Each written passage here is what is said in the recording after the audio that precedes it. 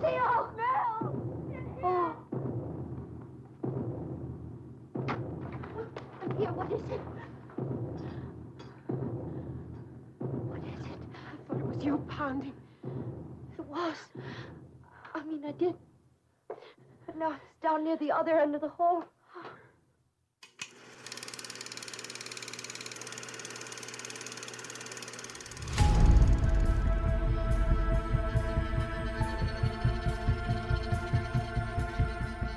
Hi, I'm Sophie, and I haven't seen a lot of movies. Hi, I'm Paul, and I'm here to help with that. And we are SP Film Viewers.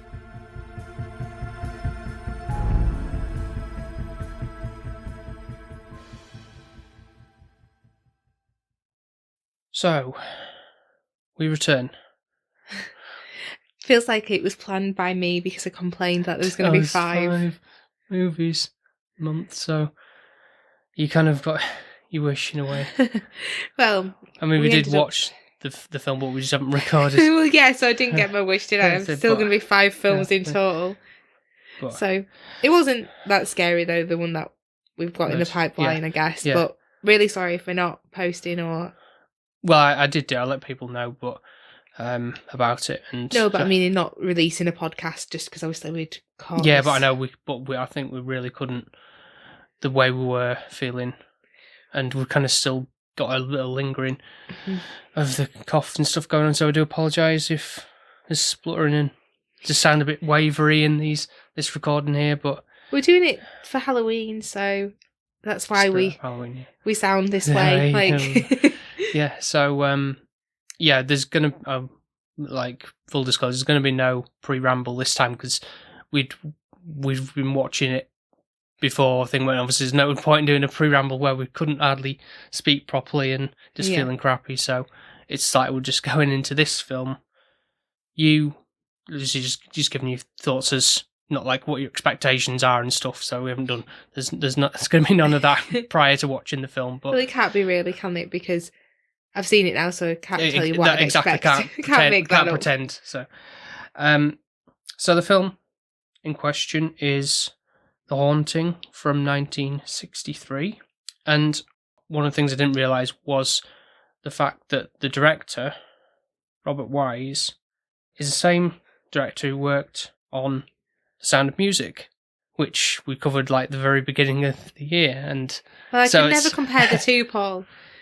So I expect high praise from you're having yourself on. Like, I will give it credit where it's due, but you can't compare sunflowers and magicalness and whimsical to a haunting, killing house. Like, you just can't compare the two. It's just never going to happen.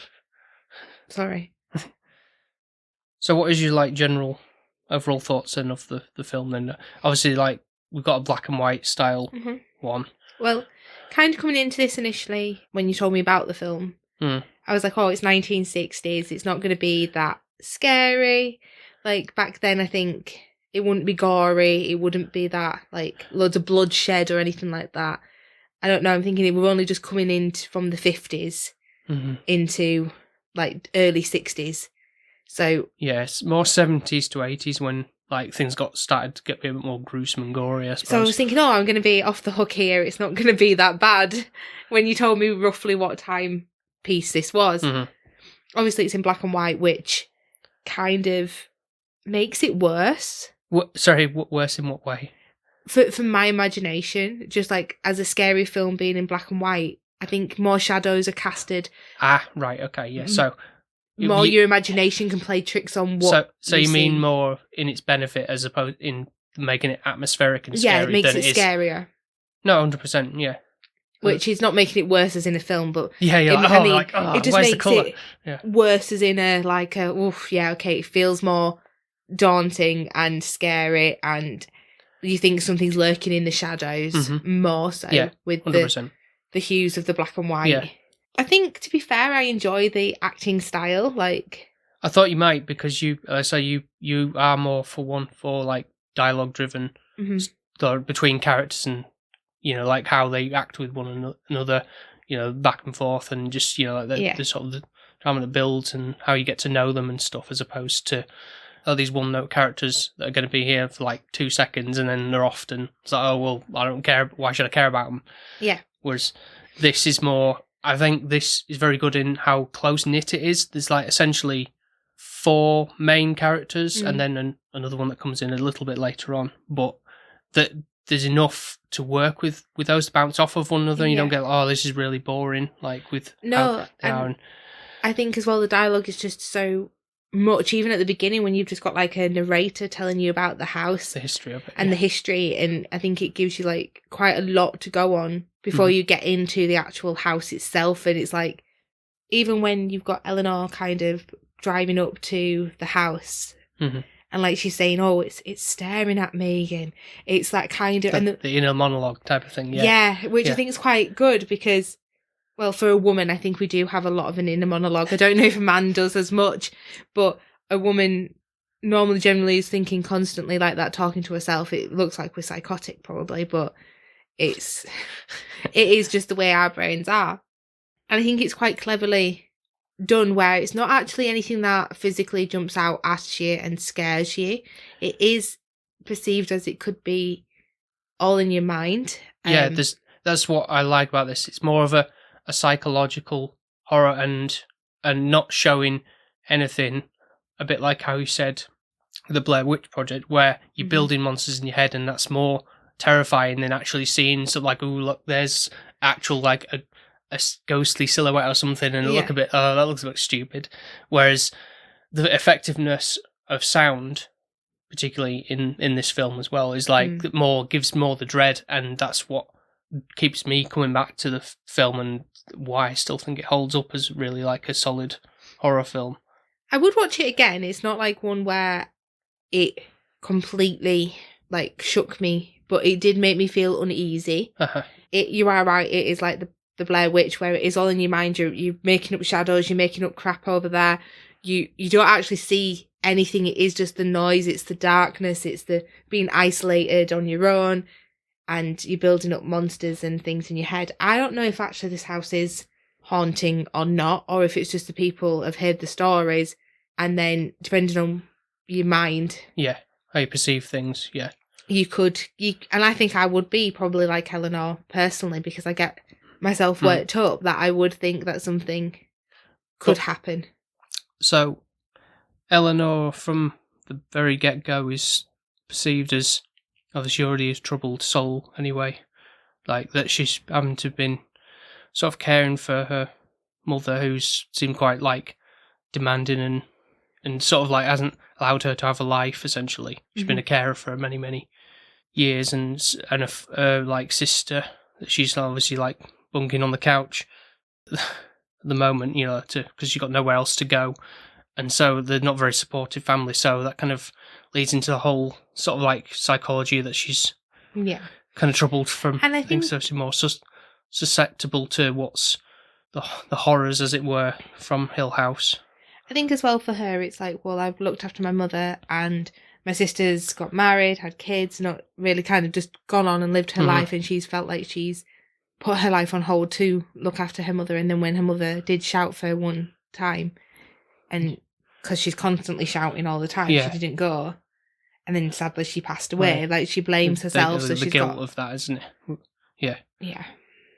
So just before we go on to the 4 main characters, initially when we first start, the house was born bad apparently because of whoever made it. Hugh Crane, who was the one that he built the house, and then he took his first wife there, and then she died en route, essentially. The horses bolted and crashed, and that kind of comes back later on with the tree that is for Eleanor. Yeah. And then you've got, obviously, he has a second wife, and he's got his child's there, and his child's daughter's name's Abigail, and she lives in the house her entire life, and kind of dies a similar way that Eleanor's mother dies, because obviously she's got like this help that's meant to be there and look after her, and she was banging on the wall, but she was too busy floozying around. Somebody, and she passes away. Right. So it makes you wonder. I think with this, I always try and interpret what actually is causing the house issue. Is it Eleanor? but then all the other 4 characters are witnessing something. Mm-hmm. So it's like, well, is it the ghost of Abigail? Is it the ghost of the dad, like her dad? You mean Abigail's dad, Hugh Crane? Yeah. Well, what's... Obviously, there's the other, like, mutterings that Eleanor hears, or Nell, as the other lady, Theodora, who comes in later, but we'll get to her in a sec. Mm-hmm. She hears the sort of, like, voices and, like, coming, like, from the other room kind of thing. And there's, like, prayers and stuff heard, and that's the Hugh Crane, I think, who's doing that. And then the like, child laughter is Abigail as a young... Oh, and the even though she passed when she was old, so I don't know why she's young. But obviously from way back when, I think it's just like the history, like the history. Thing. Yeah, like a lingering memory, I suppose, of a time of that. So that's occurring. So that's adds to the sort of creepiness, because it is a bit initially you're probably thinking like, well, what is that? Because it's quite hard to decipher, but which is a kind of thing that does happen sometimes, with people. Be like, say it's like a dark, you're on your own or something, and you're thinking, hear noises, thinking, what is that kind of thing? Like, you can't make it out quite thing, and that's kind of can come across as scary. So I think in a way that kind of works in a way it's like it's not clear. It's like you can hear voices, but what are they saying, kind of thing. Especially if you're in an old house and it's quite big as well. Yeah. And there's many entrances into the house. Mm-hmm. It could make you think that someone could have got in and actually be a person in the house. True. Yeah. Not like actually just a spirit or a memory or a ghost. Yeah. And so to jump back to the fact of the other people who obviously are staying at the house. We've got Dr. John Markway, who's running this sort of supernatural experiment, having people over at Hill House to see if, if there is anything ghostly going on. Luke, who's the sort of like supposed heir to the house, he's obviously the youngest involved in this, and so he's a bit like a sort of semi-skeptical about it, but so he kind of comes around as the film goes on into thinking there's probably maybe there is something toward here. And then probably the most interesting character in a number of ways is Theodora, or Theo, who sort of like who says she's got psychic abilities. And I don't know if you picked on this or not at all, is the fact that she not explicitly is portrayed as being a lesbian. No, I didn't get that whatsoever. No, did you not? No? No, I just thought she was a headstrong woman. Well, yeah, okay, she wasn't swooning over either one of them, but... The guys, you mean? Yeah. I didn't think she fancied Eleanor or Elle. Oh, right, okay. I think it's probably I thought Theo was annoyed by her. That's how I kind of got the interpretation, like she was getting annoyed at her for swooning over... What's his name? Mr... Markway. Yeah. Oh, right, okay. Well, to be fair, I didn't get that on the first go round with the film anyway, but as I've come to and sort of know more about it, is seen as the fact that it is kind of not explicitly saying that, oh, she's a lesbian, but I think she mentioned something about, a past lover or something, and that there was going to be more to that, and show that it was actually a woman that she was left her or something like that. But the way that Theo acts around Nell, that's what she gives her the nickname Nell, it's like a little affectionate one, is the means of they're staying in the same room and everything, kind of huddled up on the bed and everything like that, but not going oh yes, these sharing a kiss or anything like that, or nothing like that. But there is a point in the film later on where Ella's getting annoyed as she kind of goes through these bouts of that, and it's I forget the wording exactly, but something about I think this house is full of things unnatural things like you kind of thing, as implying it's not the norm to be obviously back then to be a lesbian or a gay. Yeah. No, I've never would have thought that Theo was. All right, well, I think she just came across more like she was, because she had psychic abilities, because she was a female. It was it makes sense to room up with Nell, because back then you wouldn't really put a woman with a man if they weren't married in like a same room. Right. Okay. So that's how I just took it, as like they were both heterosexual and it was like a friendship. Like she was hugging her just as a friend. Well, yeah, there was a friendship there. Yeah. Yeah, but... it wasn't like I thought Theodore was fancying Nell at any point. Right. Okay. That never entered my head.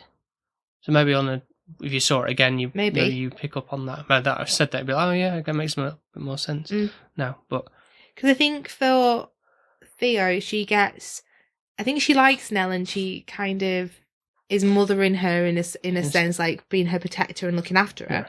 So I guess you could say from that perspective, it is more like a male dominant character. But I think for her, she just seems to be a bit more. I feel like she gets annoyed at Nell quite a bit.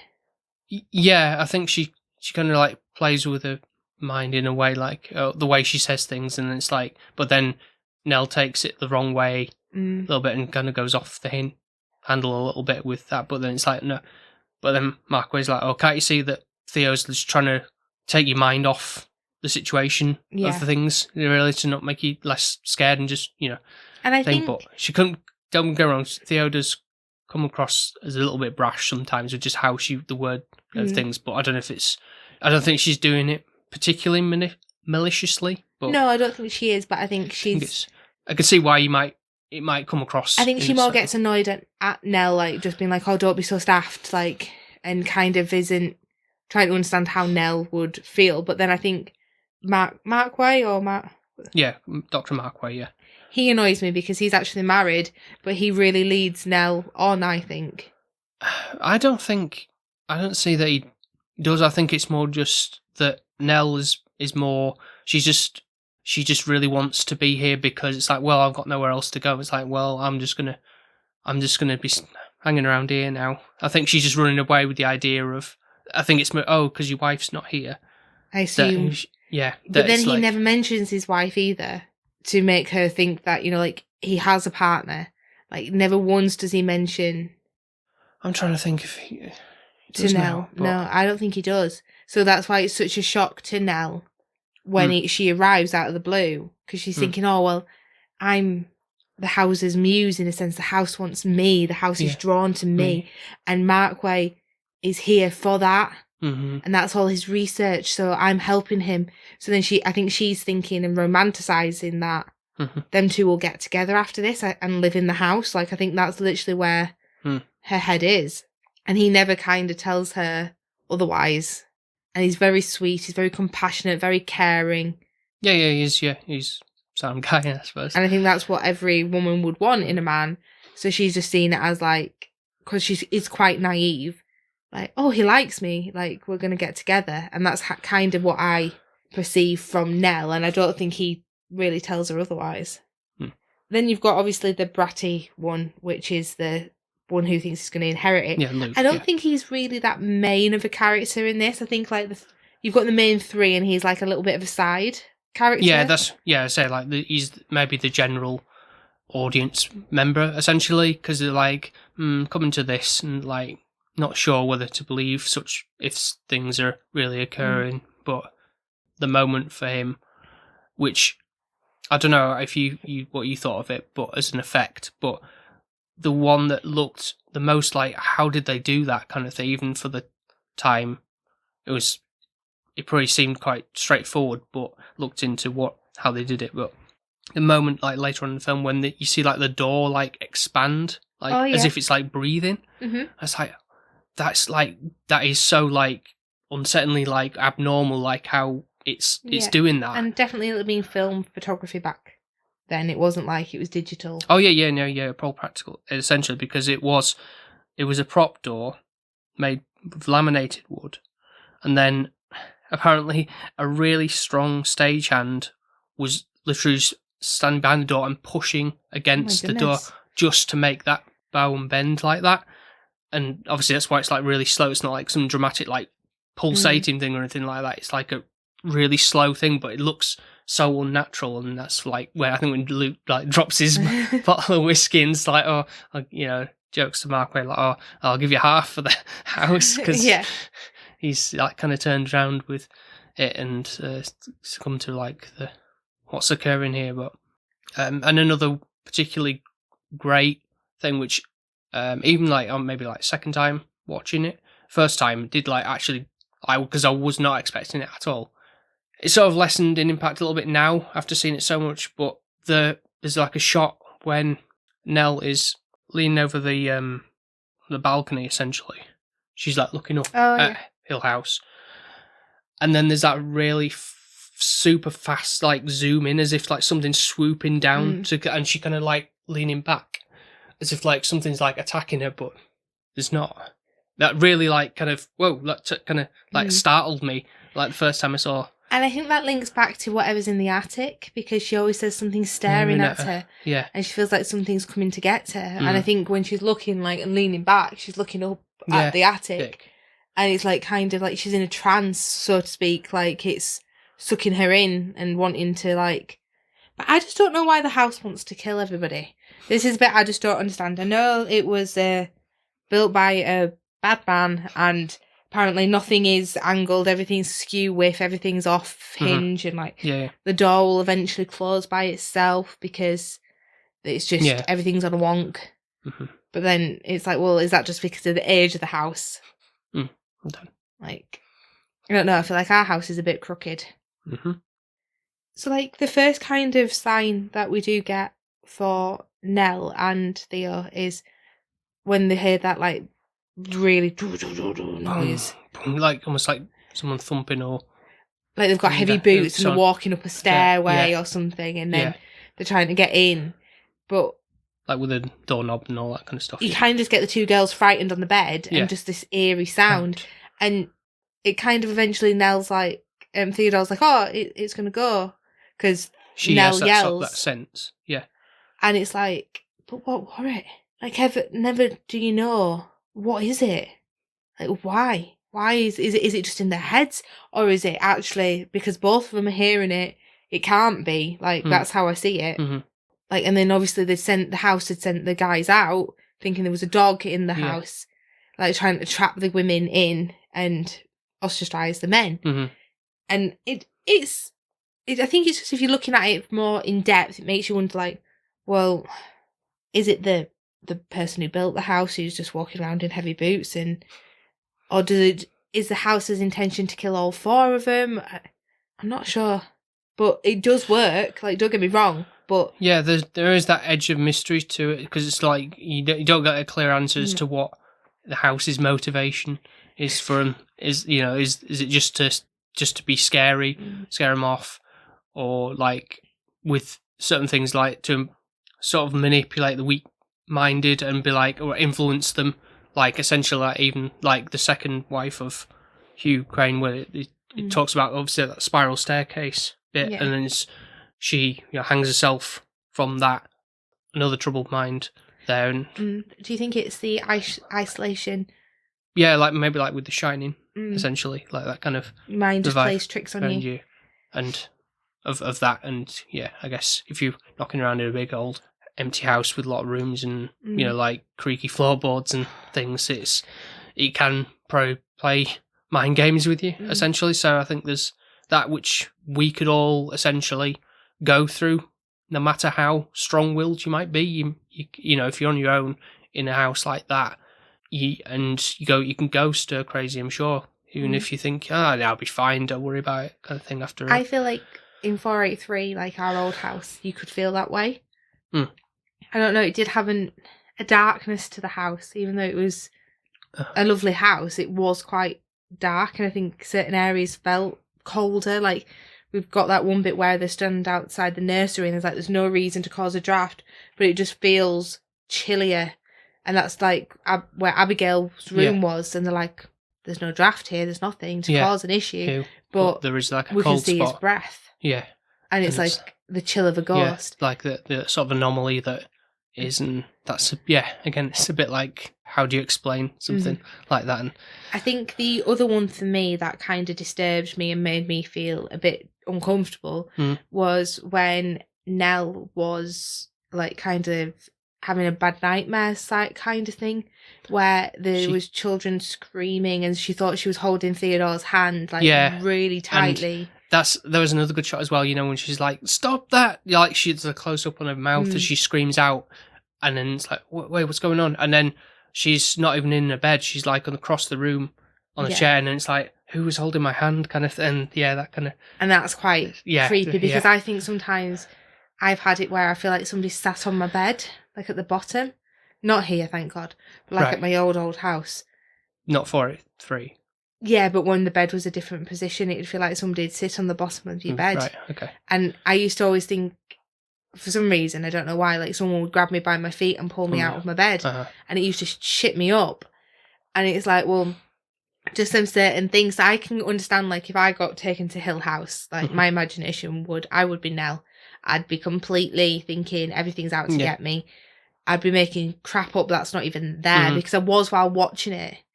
Like, even when, like, the first scene where there's two girls and, like, we don't know which doors to go through because they're all shut, and it's so big where it's like a maze. And even I was like, oh, what's that there in that corner? And even, like, the wallpaper of the house, like, you can make up pictures and designs and stuff in there. There's another shot, like, when you hear the voices of Hugh Crane and Abigail, the girl, laughing. That wallpaper is like a close-up of that, and again, you can sort of like manipulate, thinking, oh, is there a face in that? And kind of thing, and you can, again, your mind can warp to that, which there's very many genres of horror I really like, but stuff like this that's really like psychologically like thing where you can interpret in a way that's somewhat makes sense, but in the fact of like, oh, because you can manipulate your mind to how you think what it is. Yeah. I think, or build stuff up that it becomes more interesting rather than just a straight up, oh, there's the monster, there's the witch, there's the vampire, there's the killer.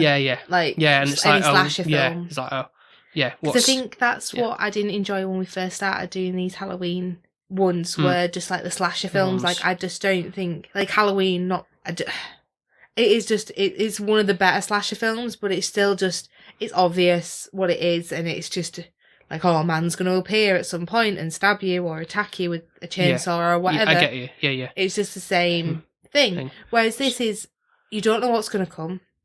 You're in a dark, massive house. Yes, you can play tricks on you. I think for Nell, I think it is in her mind at the same time as there is something there. But I think she's exaggerating, really, for herself. Like, she's that kind of like, the house wants me, it wants to kill me. There's writing on the wall that says like my name even, so it's like, I've got to stay here, and this is like my destiny almost, and like my purpose in a sense for John. Like, she thinks she's doing it for him. I feel, and like then we'll be together, and he'll really love me until his wife pops up, and then she's like, huh? And I think this is when she goes like, well, I'll just be here for the house then, because obviously John don't actually want me as his. Like, please don't send me away because I've literally got nothing, really, and it's like desperation mode, really. And even sending the wife into the nursery. We don't really get a full understanding of what happens with his wife and why she gets a bit spooked. Because, she's a bit like Luke with the whole, like, oh, I'm not really believing in all this, but then something about the house turns her around, and she almost like, there's a couple of times when you do see her at the back end where she's almost like in a white gown, almost like, you know, like a psychiatric patient kind of thing, just roaming free, because she's kind of lost her mind a little bit in a way, and that's sort of the cause of death of Nell when she's driving away from, even though the car is apparently being somebody else's controlled in the car with her. But obviously it's when she sees her that she then gets panicked and then crashes hits the tree. And it's kind of sad, but then you think, well, for Nell, in a sense, she had come to peace in terms that she wanted to stay there and wanted to live there. And so, in a way, she does get to live there. And there's that sort of like, she comes back with the sort of like another haunting like monologue narration at the end, which she said you were a bit like, a bit like chilled by that as well. Because I think it's knowing like then whoever enters the house next, and it's like a warning for the next person, even though it's like for the or more specifically us as the viewer is like, oh, this is a thing that's going to keep going on and on. And I think Nell because of the way that she was like dancing around, like, and even at the statue. And I think she'd kind of got to a bit of a stage where like she wanted to kill John's wife, like, and put her in the nursery and the house take her. Yeah. And I think even then she was like, oh, well, then I can be his wife, like the second wife kind of thing. I think she was living a fantasy in a way. Yeah. Yeah. Yeah. And I think she'd just come to peace in terms of this house was like her home in a sense. Yeah, even though it was going to be her home, or that's the intention of what she wanted. Yeah. Even though, how could she afford it? Because obviously the rich guy. Yeah. Oh no, we're going to say knock it down by half, like. Yeah. And I'm sure if you knew somebody who were willingly interested to buy it, it'd have upped the price. So yeah, is there anything else you'd like to bring up on this? I think it's just overall was one of those where we watched it and I wasn't frightened like while I was watching it, but it's after the fact of like then it was one where we just went, right, okay, we've put that on, we're gonna go to bed now, and I were a bit like, okay, going upstairs, I don't want to go to bed because what if I hear all these noises in the middle of the night? You know, that kind of lingers with you because it's a freaky one, because what can you do with any of these scenarios? Like, unless you witness them, you won't believe them. Yeah. And then when you do witness them and tell somebody else, if they haven't been there, they're not going to believe you and think you've lost your marbles. Yeah. And what are you going to do to stop it or make it better or improve it? Like with a slasher, apart from killing the guy that's running after you, at least you can physically see what it is. Whereas this makes your mind go a bit stir crazy. Yeah. But I did enjoy it, even though it did make me scared. So now I got the impression after we watched it that you weren't that impressed with the film, but it kind of makes me happy a little bit that the fact that you've, and obviously opening up to me after the fact, like, actually it did kind of give me a bit of a chills I didn't want to tell you because I was going to bed, so I was like, I don't want to be like, I'm freaked out by this film, I want a bad nightmare. Still, Babadook, I don't know why. That still was like massively impacted me. And I don't know if I need to rewatch that one just to see if I'd get the same. Maybe I've grown up a little bit. And that was a few years ago now. It was, but it did. See, previous episode.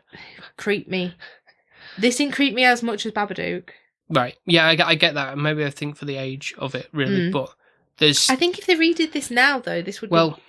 They did do a remake of this. I think it was in. I don't even know what year, 1999, early 2000s one. I know it's got Catherine Zeta-Jones and Owen Wilson in it. So they've just made a mockery of it. Is that what you're saying?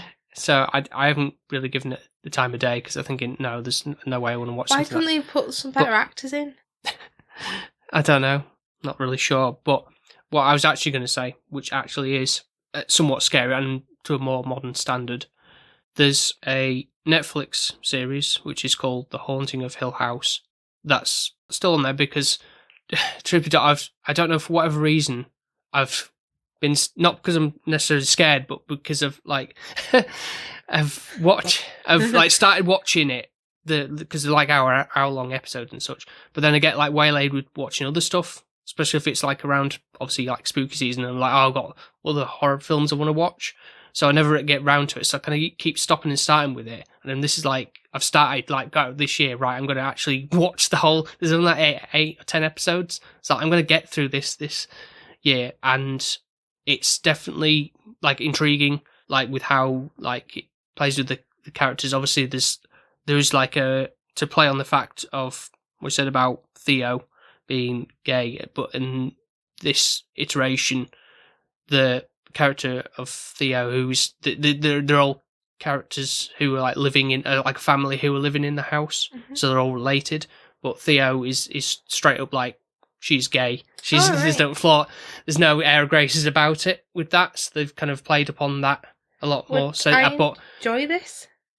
See, now, without me going through the whole thing, because I think you will probably find this a lot more scary. There is a lot more sensibilities of it being like, right, there's specific jump scares or so I don't think you'd be overly like thrilled, and you certainly, I think you'd be more terrified of, like you wouldn't be like, oh right, it'd be fine to go to bed now, kind of thing. It'd be like I need to watch something. Daytime watch for it, or just one episode, I think.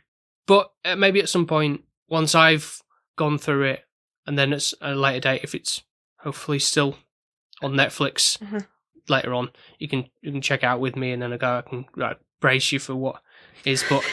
But I think by the sound of things, you would see this version again. Yeah. For sure. Mm-hmm. Good.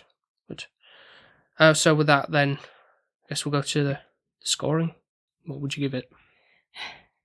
It's no Sound of Music 10, because it can't be. There's no singing involved. Would it have improved it if it was? Yeah, 100%. No, I don't think it would have. I think because of the dialogue, the timepiece, the creativeness of camera shots and angles. Yeah, those curved lenses that they use to kind of give this sort of a spatial ones of it, yeah. And the way that the tones of the black and white as well, and just the way that it's been photographed and filmed is beautiful, even though it's eerie. They've really got the essence of what the film is and how they want to portray it. Yep.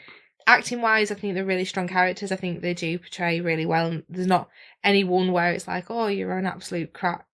Like you're saying, like, oh, in the next one we've got Catherine Zeta-Jones and Owen Wilson or whatever his name is. You know, it's like you straight well like, ugh. Like these ones, obviously for the time they probably are well known, but I can't comment as like how well that holds up because I haven't seen it, but I don't really. I think it would just come across as a bit hokey. But I mean, like the characters that we've got, like I don't know if the actors and actresses in this are in the 1960 version, like well known for their time, if that makes sense. I don't. The only one I can definitely certainly say is the wife of Dr. Markway, she was Moneypenny in James Bond series for many films. So, but that's not watched any James Bond, so no, it's shocking. So, all in all, I'd say it's a strong one, so I'd give it an 8. Very happy with that. I'll watch it again. Mm-hmm. Happy to watch it every year. Scrap The Shining every year and put this one on. What do you think? Just go in the rotation, I guess, if you want to put it by that. Paul's like, we're still watching The Shining, slowly.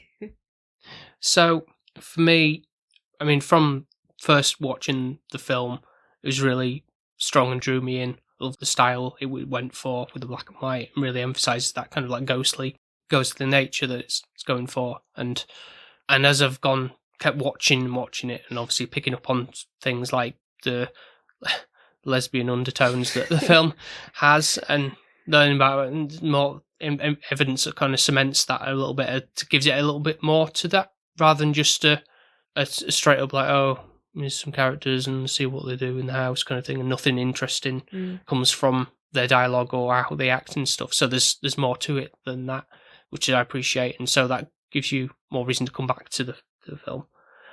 So it's not a perfect 10 out of 10, but I'm going to go with a 9. Fair enough. Just because I think I can't necessarily say pinpoint like, okay, what would make it a 10, but I think that's still a high like benchmark for what it is I'm looking for in terms of something that gives more repeat value to wanting to come back to it, and one that is kind of like say like not, oh, I've got to watch it every single year type of thing. It's not one of those things, but it's one that lets like put it in the mix now and again and go, oh yeah, I remember why I really like this. Drawn to it and go back. Yeah, why I keep drawn to Hill House. Yeah. I think for you, maybe they might be a little bit more scarier, like would make you more appealed to going back. Maybe you're not as, I don't know, if it made you feel uneasy or... No, as I say, like from the fact of like that door effect and even the sound, because even I think back to when we covered like the television version of The Woman in Black, not the Daniel Radcliffe one, and that the Daniel Radcliffe one playing more on, oh, we've got to have jump scares and like sound effects that way, whereas in the television one there was more like again like the sounds like, oh, the wailing of like what's a horse-drawn carriage like going off the rails and like, oh my god kind of thing, and like the sound of escape that was played in that, and then that is more like, oh my god, I don't know what's going on here. That comes across more of a scary in mind, because you can't, your mind doesn't like understand what's going on, kind of thing. Can't comprehend it. Yeah. I do not really like a jump scare though. I'm not a big fan of those. And I think then it makes me very anxious throughout the film. I'm like, oh, when am I going to next be scared, I guess. Whereas this didn't have that and I quite liked it. I think I just liked to understand the psychological side of the people and interpretate them. And I think that's why it was enjoyable. I'm glad you enjoyed it for the... Well, it's thanks to the patrons. They did actually pick it. Yeah, I don't know whether... Because they both had like were in a similar vein, but whether you would have found The Innocents even more scary or not, I don't know. But well, we'll have to see, won't we? At some point. Not this year, though. Speaking of Patreons, we'd like to thank them, of course, for their continuing support, and we'll give them a shout out right now. So we've got friends Jonesy and Emma, who are at Weight Loss Jonesy and M_Hayton. We've also got Alex and Shani, who are on Instagram under the handles Desperately Seeking Username and SDOG. Also got our podcast friends, who are Mark from 100 Things You Learn from Film, Ben from Ben Push Pull Health, formerly Film Vloggers, and Nico from The Good, The Bad and The Weird podcast. And lastly but not least, we've got Gren, who is on Instagram under cgren_draw, and my mum. So, thank you very much for being part of the family. And if you would like to also join the family and have your name read out every single episode and have the opportunity to vote for a movie we watch once a month, then all you need to do is go to patreon.com/SP Film Viewers. And it costs £1 or $1.50, so and that's a month, isn't it? So it's not really a lot a week. So and it'd be just very much appreciated for supporting the show. And if you would like to check out some of our other episodes, especially if it's spooky horror related, then you can go and find us over on Apple Podcasts, Spotify, Podbean, and wherever else you get your podcasts from. And as always, be sure to leave us a 5-star review if you enjoy, over on Apple Podcasts, Spotify, Podchaser, and wherever else they do the scoring system. And if you're wanting to find some more spooky spectaculars, then you can follow us on social media. I know Paul's working on 31 days of horror films, so you can follow his little story of what he's viewing. Obviously, I'm only going to do the 4 or 5 this month. I couldn't do 31 days. That'd just be too much. I'd be rocking in a chair. So you can follow us on social media. We are on TikTok, Instagram, Threads, and Twitter. And we're under the handle SP_Film Viewers. Yep. So I was having fun with trying to recommend some maybe obscure horror films and some, well-known ones for people. The ones we've already seen. Maybe Shining.